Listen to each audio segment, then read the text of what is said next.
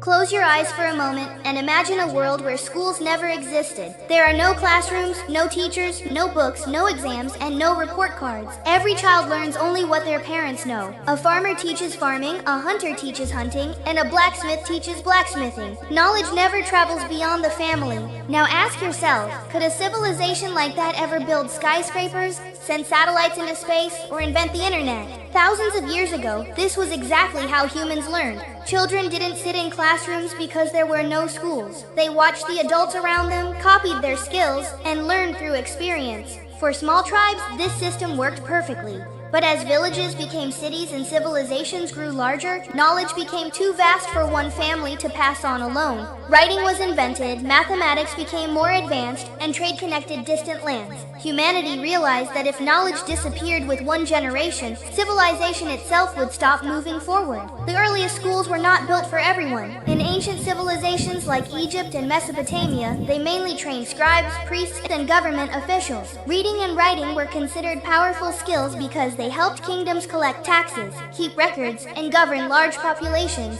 Over time, education spread beyond the middle class. Philosophers opened academies, scholars established universities, and society slowly accepted the idea that knowledge should not belong only to the powerful. The Industrial Revolution transformed education once again.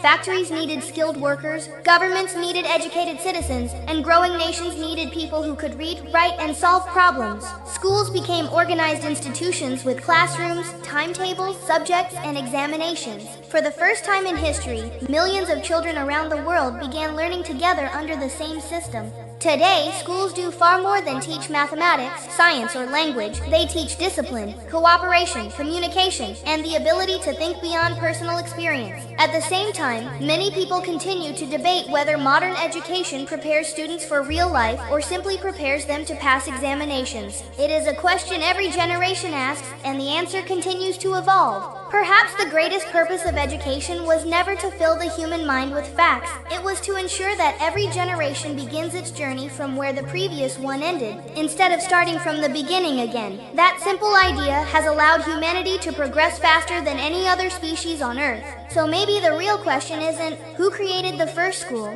Maybe it's, if schools disappeared tomorrow, how many generations would it take for civilization to begin losing the knowledge it has spent thousands of years building? Think about it!